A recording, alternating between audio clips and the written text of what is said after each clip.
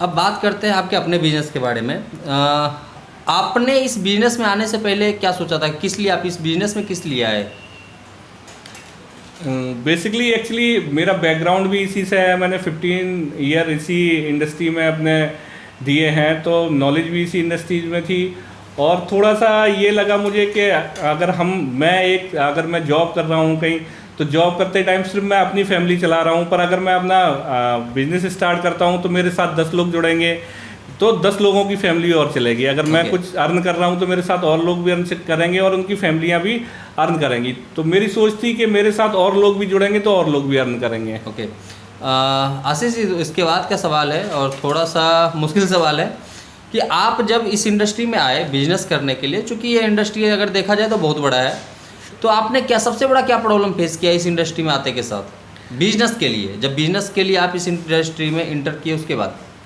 इस इंडस्ट्रीज में देखिए, कंपटीशन तो सारी इंडस्ट्री में है, तो कंपटीशन बहुत बड़ा मैं कॉज नहीं मान सकता हूँ या डिफ़िकल्टीज नहीं मान सकता हूँ, क्योंकि हर सेक्टर में अपने अपने चैलेंजेस हैं और सबसे बड़ा चैलेंज कंपटीशन है आज की डेट में। तो कंपटीशन तो है ही, पर सबसे बड़ा मुझे एक्चुअली जो फिर दिक्कत लगती है, प्रॉब्लम लगती है इस इंडस्ट्री की, वो ऑर्गेनाइज नहीं है। कोई भी रेट कहीं भी फिक्स नहीं है। कोई वही गाड़ी दे देगा। अगर जिस रूट पे मैं गाड़ियाँ देना चाह रहा हूँ 11,000 रुपये की रेट कोट कर रहा हूँ 11,000 के, वहीं पे कोई 9,000 के भी कर सकता है, वहीं पे कोई 8,000 के। भले ही उसको पता नहीं किस अकॉर्डिंग वो रेट देते हैं कि उनको बिल्कुल नो प्रॉफिट नो लॉस पे हो, क्योंकि उनकी गाड़ी अगर यहाँ से सपोज दैट अगर यहाँ से रुद्रपुर है, रुद्रपुर में अगर किसी फ्लीट ओनर की बुकिंग है और वहाँ से उसको अच्छा खासा उसकी बुकिंग के रेट है रुद्रपुर से गाज़ियाबाद या नोएडा के, सपोज दैट रुद्रपुर से गाज़ियाबाद नोएडा आ रही है आज की डेट में, उसकी बुकिंग है 15,000 की या 20,000 की, 20,000 की बुकिंग है, तो उसकी वहाँ से अच्छी बुकिंग है, तो वो चाहेगा कि मेरा ट्रक एक दिन भी यहाँ ना रुक के गाज़ियाबाद नोएडा में, उसको रुद्रपुर मिल जाए, तो यहाँ से सिर्फ खर्चा मिल जाए जो गाड़ी की कॉस्टिंग है, प्रॉफिट तो वो आने का वहाँ से ले ही रहा है। तो वो बेसिक बिल्कुल ऐसे रेट देगा, इतने कम्पिटिटिव देगा कि और कोई दे ही नहीं सकता। तो एक ये होना चाहिए मार्केट में, एक लाइन बननी चाहिए प्रॉपर कि इस रेट से कम, जैसे एमआरपी होती है, एक एमएसपी होती है, एक एमआरपी होती है, तो एक एमएसपी होनी चाहिए कि इस रेट से कम पे कोई गाड़ी नहीं लगाएगा इस सेक्टर की स्पेसिफिक, ये गाड़ी इस डेस्टिनेशन की इस रेट से कम कोई नहीं लगाएगा। वो चीज़ नहीं है, अभी ऑर्गेनाइज नहीं है हमारा सेक्टर। ओके। तो ये अगर जैसे आप बताते हो कि एमआरपी सेट होनी चाहिए, एक रेट जो है फ्रेट जो है फिक्स होना चाहिए किसी भी रूट के लिए, तो ये चीज़ कौन कर सकता है आपके नज़र में? अगर मैं पूछूँ आपसे पर्सनली कि कौन कर सकता है, तो ये बंदा ऐसा कौन बंदा है जो इसको फिक्स कर सकता है, जिसको कि सारे ट्रक वाले माने, सारे जितने कमीशन एजेंट है, कॉन्ट्रैक्टर है, जो भी इस इंडस्ट्री में इन्वॉल्व है, वो सब उस रेट को एग्री करे, उस रेट पे अपना ट्रक को चलाए? ऐसा कौन बंदा है जो ये करवा सकता है? एक्चुअली ट्रक यूनियन एसोसिएशन तो बहुत है, पर अभी तक ट्रक यूनियन एसोसिएशन छोटी अलग अलग बनी है।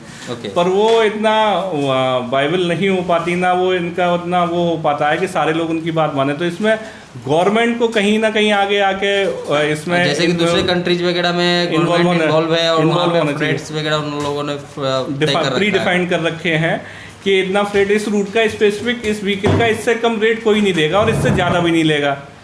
कस्टमर एंड पे भी देखें तो कस्टमर को भी बेनिफिट है कहीं ना कहीं, कि उसको पता होएगा कि इस रेट से ज़्यादा उसको गाड़ी इस रूट की स्पेसिफिक ये वाली व्हीकल नहीं मिलनी चाहिए, तो वो ज़्यादा रेट भी नहीं देगा, तो उसको भी ज़्यादा नहीं होएगा। और जो कम रेट है तो ये फ्लीट ओनर और ट्रांसपोर्टर के लिए भी बेनिफिट है कि इस रेट से कम कोई देगा ही नहीं, तो उसे पता है कि इसी एमआरपी और एमएसपी के बीच में ही रखना है हमें फ्रेट। ओके।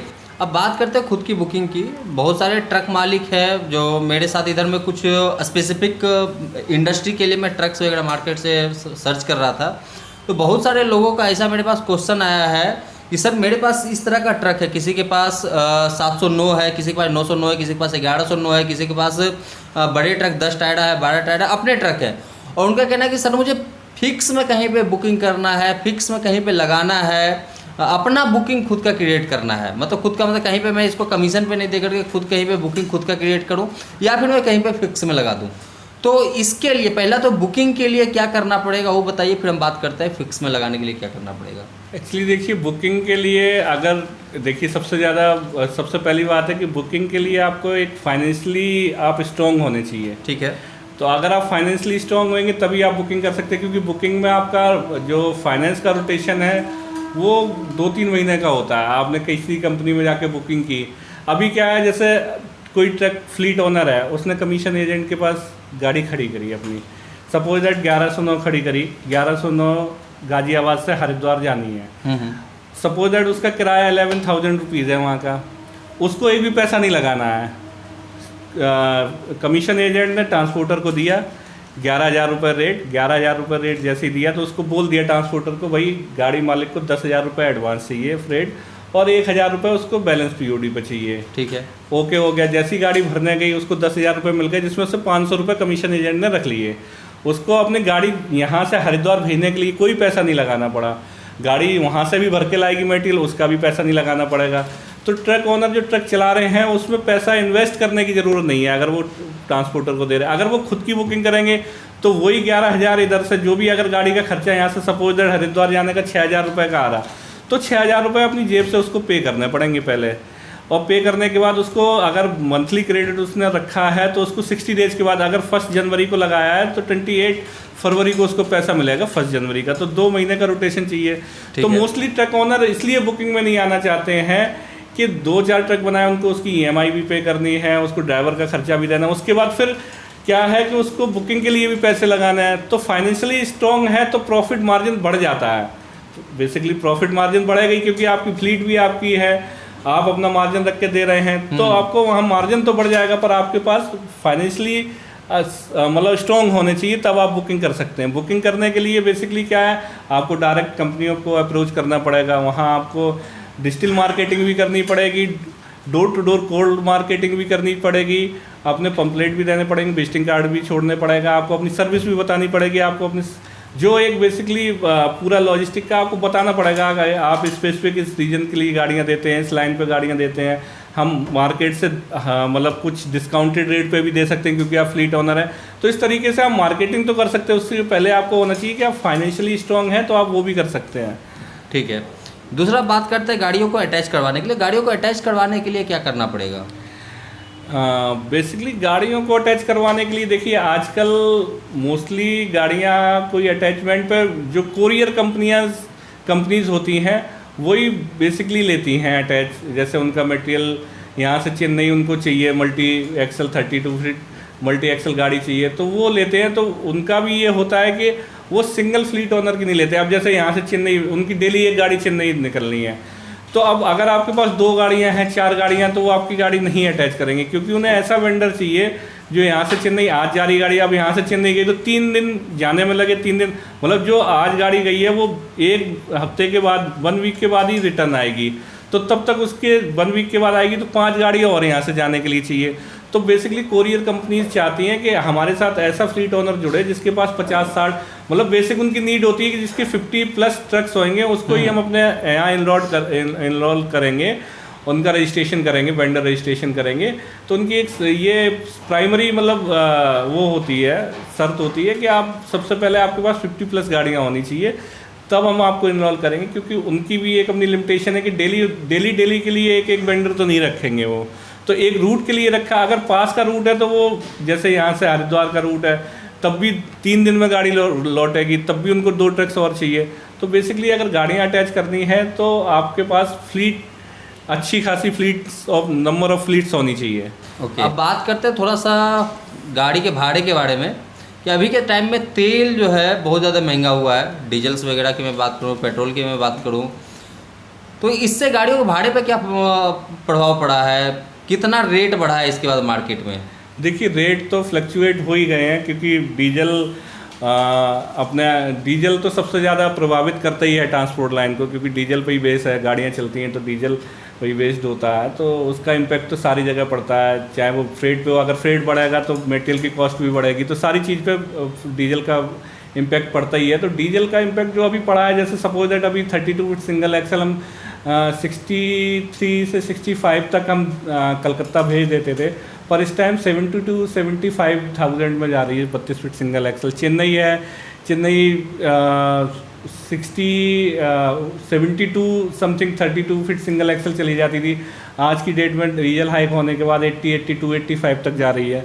तो रेट इंक्रीज हुए हैं क्योंकि खर्चे बढ़े हैं, डीजल पर किलोमीटर खर्चे भी बढ़ गए हैं। अच्छा, तो अब बात करते हैं आपके ट्रक के बारे में। जैसा कि आपने बताया कि आपके पास 32 फुट सिंगल एक्सल है, तो 32 फुट सिंगल एक्सल का आपका जो सबसे पहले हम बात करते हैं उसका माइलेज का, कि डीजल क्या माइलेज क्या है उसका? देखिए 32 फीट सिंगल एक्सल जो नई गाड़ियां हैं, अभी जो न्यू 1-2 साल हुए हैं, तो मोस्टली गाड़ियां 5 से 6 किलोमीटर पर किलोमीटर का एवरेज देती हैं 32 फीट सिंगल एक्सल। और 32 फीट अगर मल्टी एक्सल की बात करो तो वो कितना देता होगा? मल्टी एक्सल 3.5 का मल्टी एक्सल देती है। अच्छा, और पर किलोमीटर में भाड़े, पर किलोमीटर खर्चे की मैं बात करूं जिसमें कि इसका 32 फुट सिंगल एक्सल का, तो ये खर्चा कितना आता होगा पर किलोमीटर का? पर किलोमीटर आप निकालेंगे सारा, उसमें ड्राइवर की सैलरी, ड्राइवर का खाने का खर्चा और डीजल और टोल, रास्ते के और सारे खर्चे हैं, तो 22 रुपीज़ पर किलोमीटर आता है 32 फीट सिंगल एक्सल का, ईएमआई छोड़ के। अगर ईएमआई ऐड कर देंगे उसमें तो 27-28 के अराउंड पड़ेगा जाके पर किलोमीटर। अच्छा, और 32 फुट मल्टी एक्सल का क्या होता होगा, आइडिया कुछ? 32 फीट मल्टी एक्सल का अराउंड 35-36 रुपीज़ पर किलोमीटर का है। हाँ जी। ओके, अब बात करते हैं कि आपके अपने ट्रक के बारे में, कि जैसे हम मानते हैं कि आप दिल्ली में बैठे हो और दिल्ली से आपका ट्रक जाता है कोचिन, कोचिन में आपका कोई सेटअप है नहीं? जी, या फिर है सेटअप है उधर?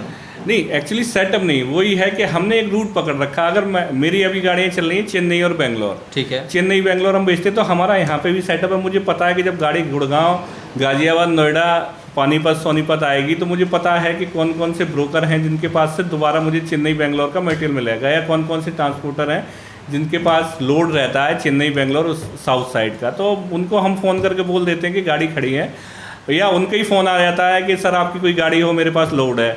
22 वर्ष आया, जब मेरी गाड़ी खड़ी होती तो मैं बोल देता हूँ, उनके पास लोड आता है तो वो भी सर्च करते हैं, तो हमारे पास कॉल आती है कि आपके पास गाड़ी खड़ी हो तो लोड है वहाँ का।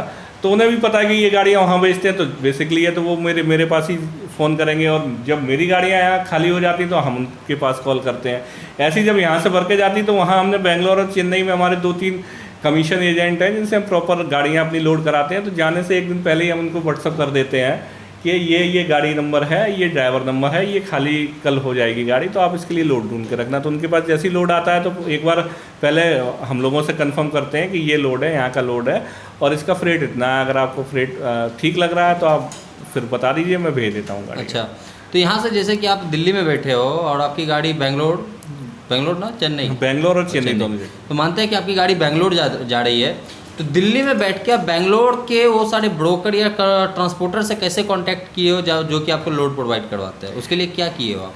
ये बेसिकली ज़्यादा कुछ इसमें वो नहीं है कि हम कहीं ऐसा मतलब मीडिया, वो सोशल मीडिया पे जाके, बस यही है लिंक्स हैं। जैसे यहाँ पे जो हमारे वेंडर्स हैं या फ्लीट ओनर्स और जानने वाले हैं जो बेसिकली 15-20 साल से गाड़ियाँ चला रहे हैं, या कमीशन एजेंट्स हैं जिनसे हम यहाँ से गाड़ियाँ भरवा रहे हैं, उनकी भी फ्लीट्स हैं, तो वो बता देते हैं कि हमारी जो गाड़ियाँ जाती हैं, हम तो वहाँ पे वो कमीशन एजेंट है, तो उनसे वापस वाली रिटर्न वाली गाड़ियाँ उनसे भरवाते हैं।